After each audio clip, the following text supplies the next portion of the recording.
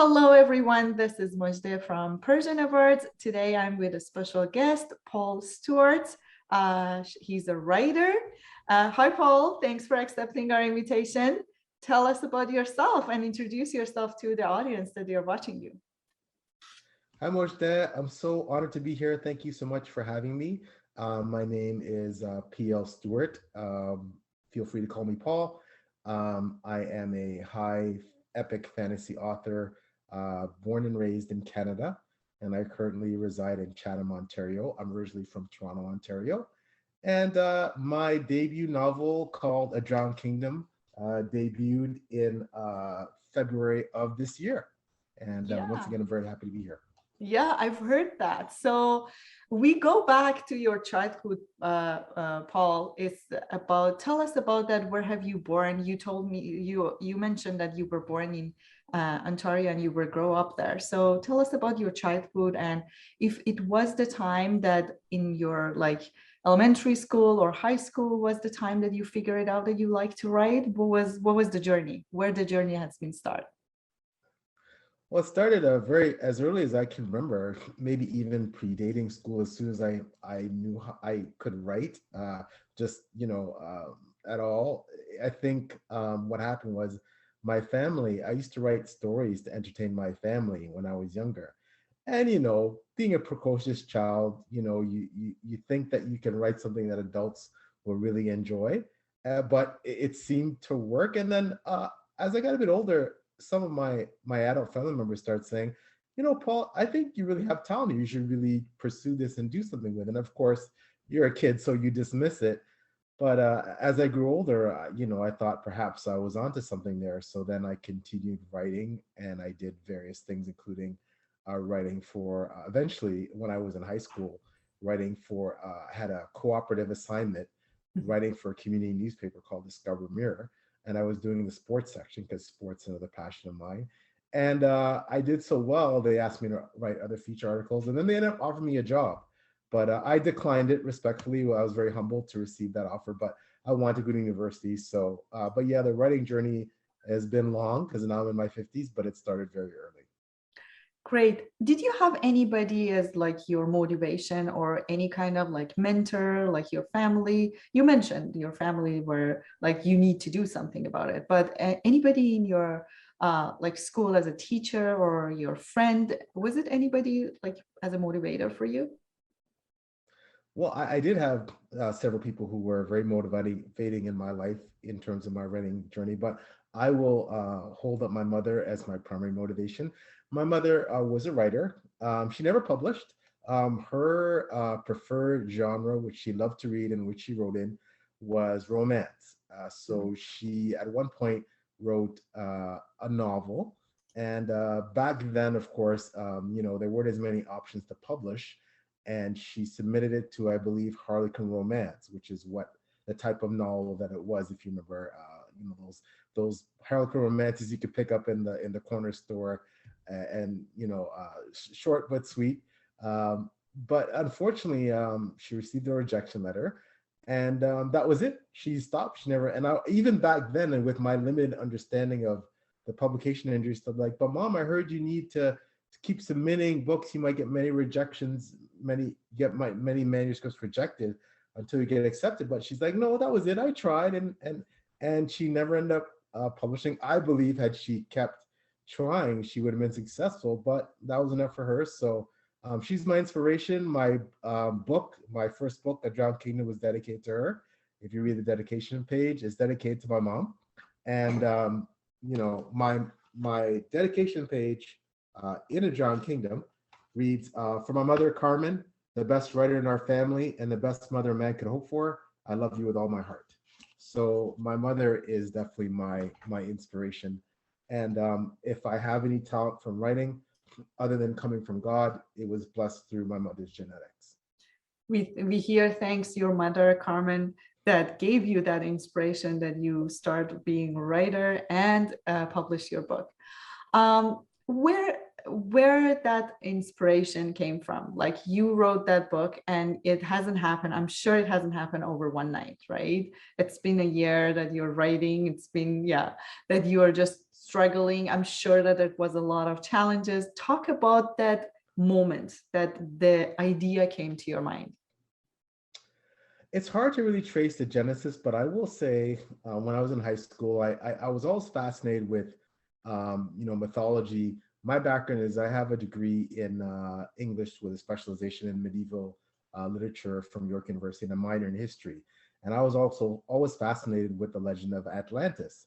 And in my mind, I knew I always wanted to write something about Atlantis. I wasn't quite sure what, but then combining that with my love of medieval type history and a lot of the classical stuff, and then the fantasy element with a lot of the classical fantasy like J.R. Tolkien, Lord of the Rings, and C.S. Lewis and the Chronicles of Narnia and T.H. White, The Witch of Virtue King, and books like that. I said, I want to write something kind of like that. And it wasn't until much later in life, again in my late 40s, early 50s, that I decided to actually put pen to paper.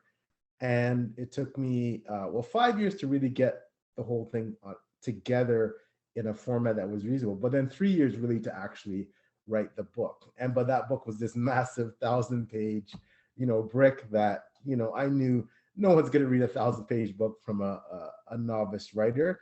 So I decided to chop that book into 7 books. And the first one of that is A Drowned Kingdom. So I have 7 books planned in this series and a total of 20 in the universe that I've created.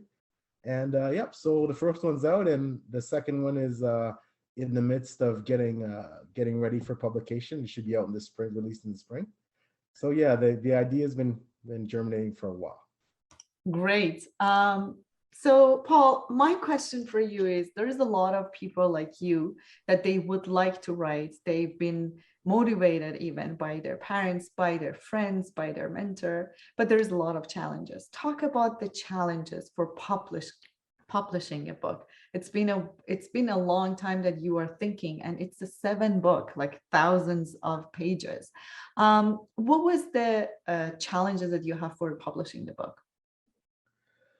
I think Mojdeh, the biggest challenge for most authors is deciding what method, what mode to publish in. Do you want to query, try and find a literary agent, and then once you've secured that agent, have that agent shop your book to a traditional publisher and hopefully get picked up by a traditional publisher, and then wait for the traditional publisher to publish your book after you've signed a traditionally publishing contract? Do you want to completely self-publish your book? So do everything yourself, design your own cover, someone designs it for you, get your book in print, publish it on Amazon or through some other medium, Wattpad, etc.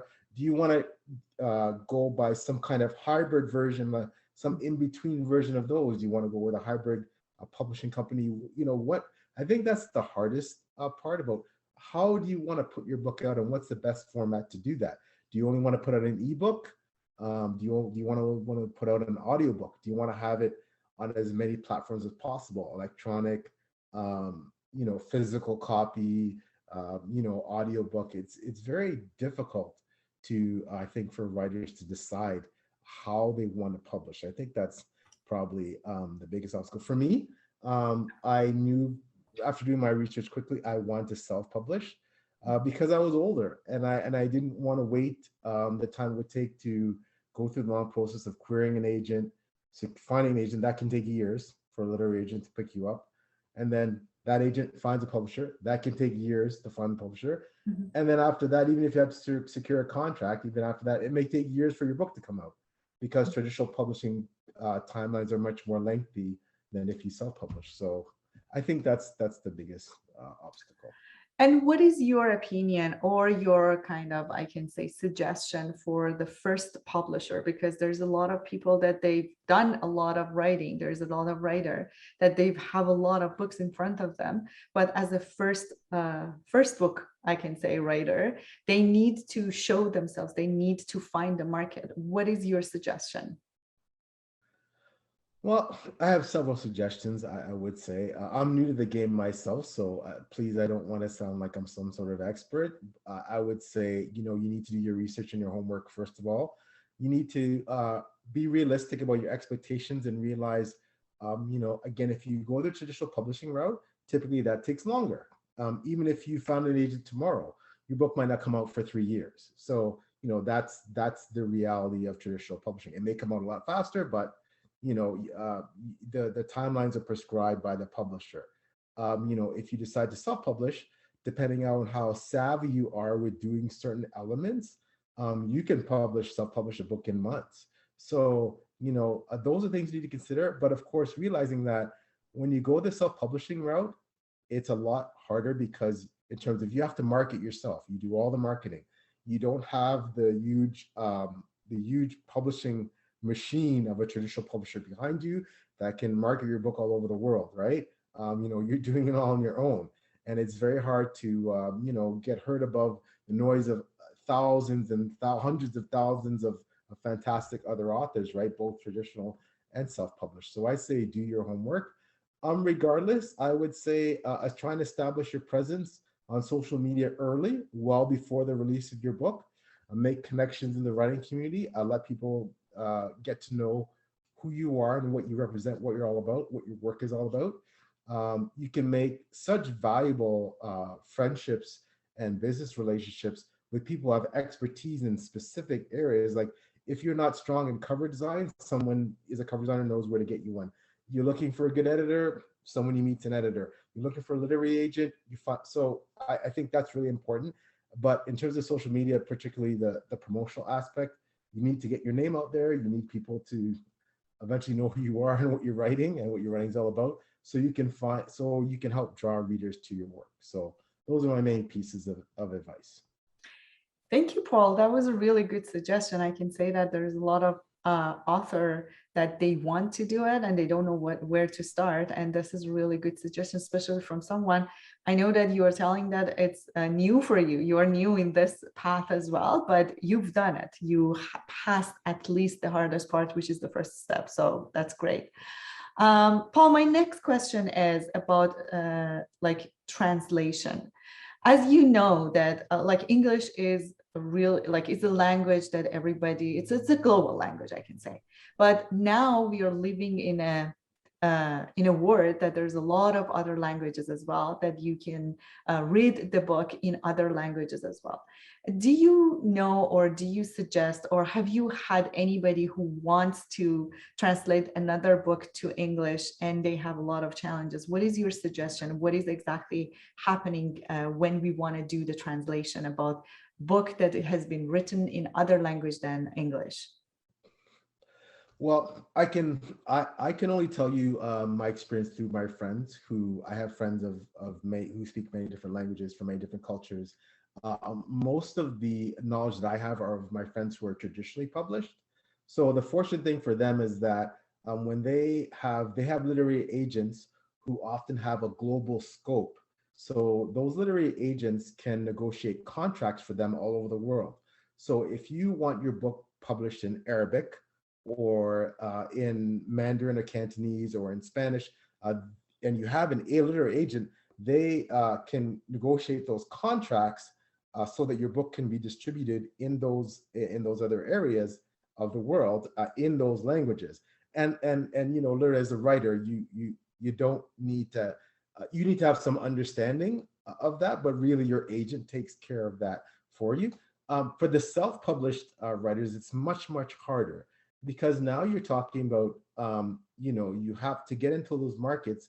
You need to find and hire a translator, a reputable one that can translate your work effectively. You need to find an audience, and you need to have a market kind of established in those places that where the other languages are, so that you can sell and market your book. There's no point in translating your book into Spanish if no one in the Spanish speaking world is going to buy it.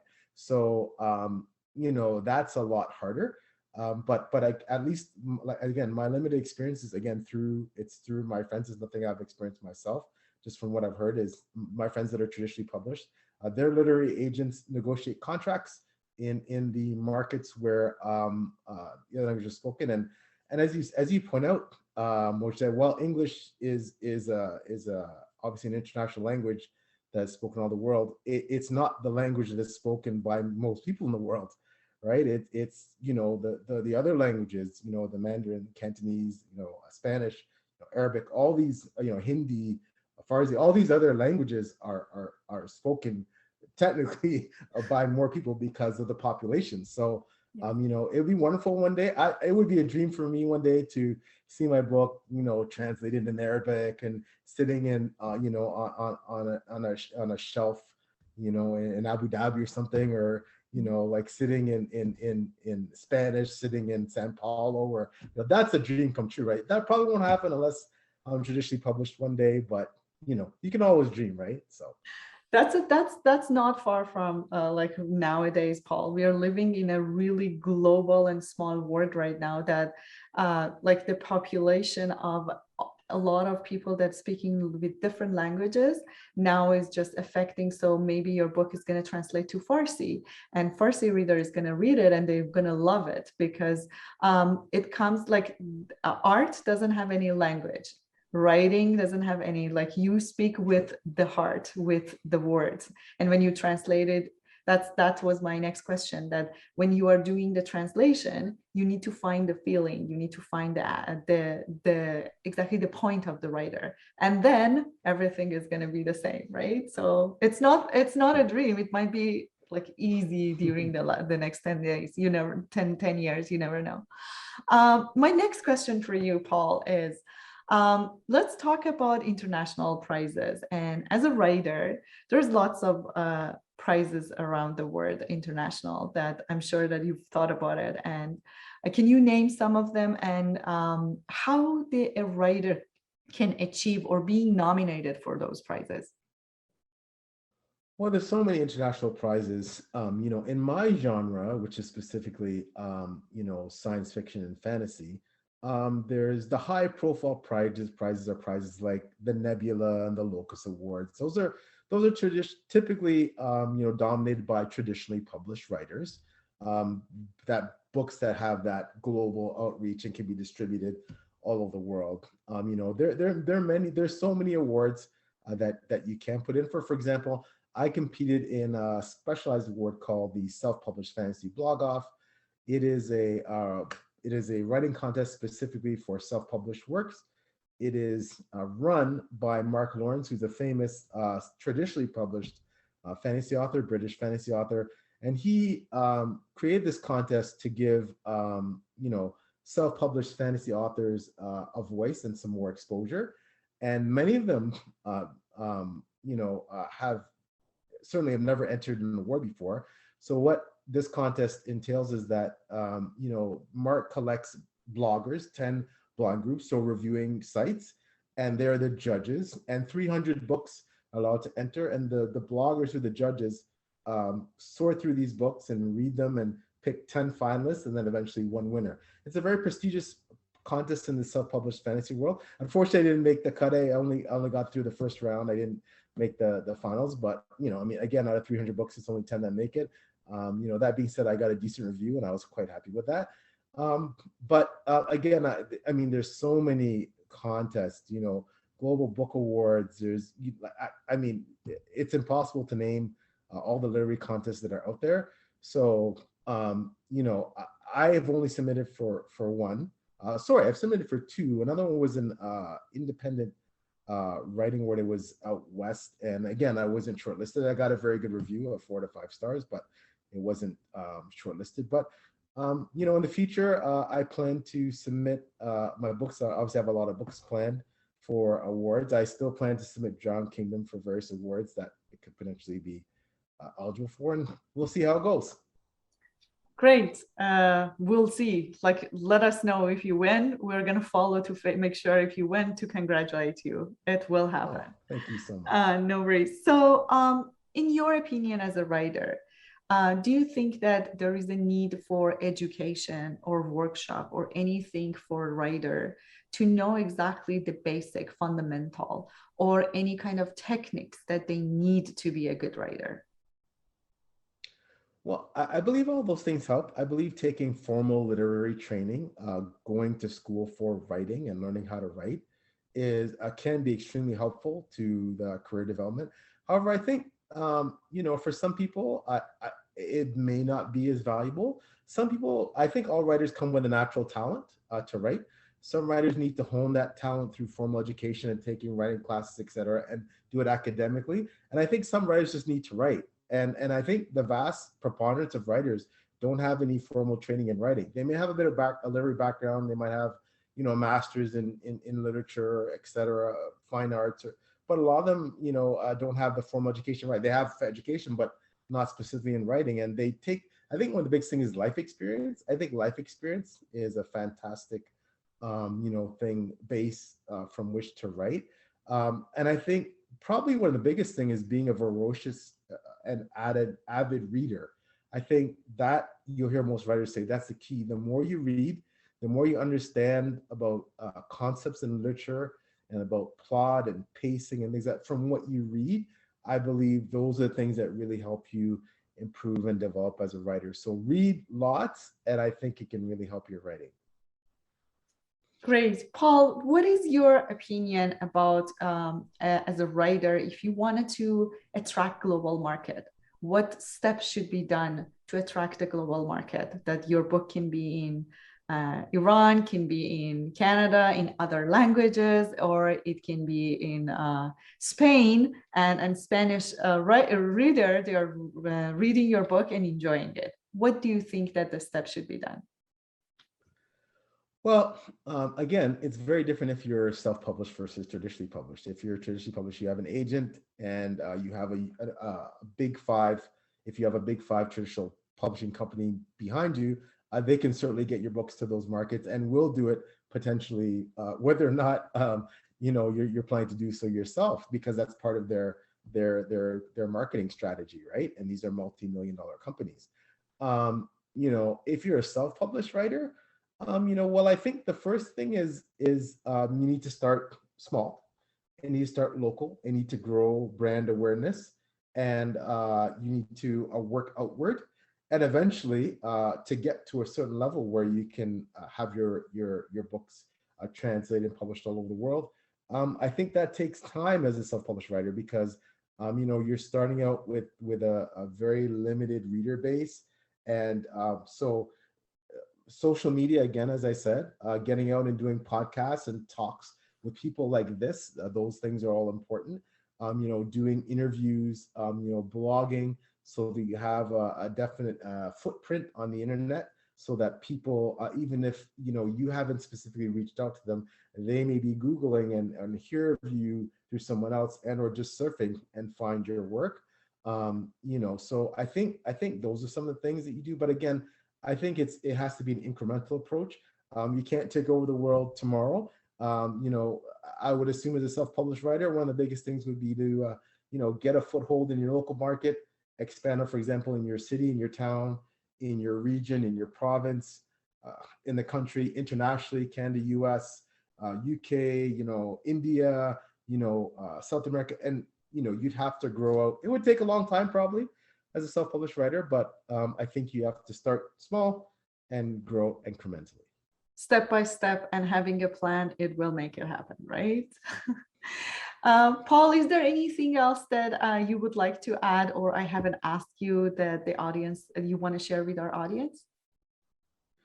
Well, I'd just like to say, again, I'm humbled and privileged to be part of this discussion with Persian Awards. Again, if you're looking to find me on social media, I'm pretty active on most social media, especially Twitter. My Twitter handle is @plstuartwrites. My website is www.plstuart.com. There you can find out anything about me, about the book. I'm always open to questions. You can send me a message if you have a question about writing or anything you'd like to know. The book is available on Amazon. It's available at Friesman Press, my independent self-publishing company. It's distributed through the Ingram Network as well, which is basically worldwide. You can get my book almost anywhere in English. I have an audiobook version coming out hopefully by Christmas. And again, book 2 called The Last of the Atalanteans should be coming out as well in the spring. So Again, I'm very honored to be here, and I plan to hopefully learn more about the Persian Awards and more about what that represents and the writers behind the Persian Awards. Thank you so much for joining us. This is Mojdeh from Persian Awards with PL Stuart, that he told me that I can call him Paul in Persian Awards. Till next time with the next writer. Thank you. Have a good one. Bye-bye.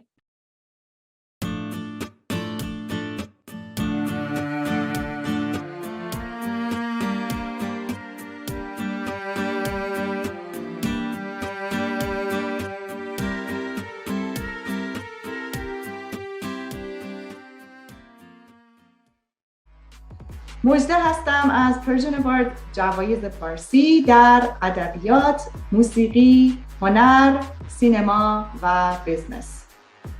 برای مشاهده ویدیوهای جوایز فارسی، کانال یوتیوب ما رو سابسکرایب کنید. زنگوله کنارش رو هم بزنید تا شما اولین نفری باشید که برنامه‌های ما رو می‌بینید. ما رو در پیج اینستاگرام از این بالا فالو کنید تا همیشه جدیدترین خبرهای پرژن اوارد اولین نفر برای شما برسه.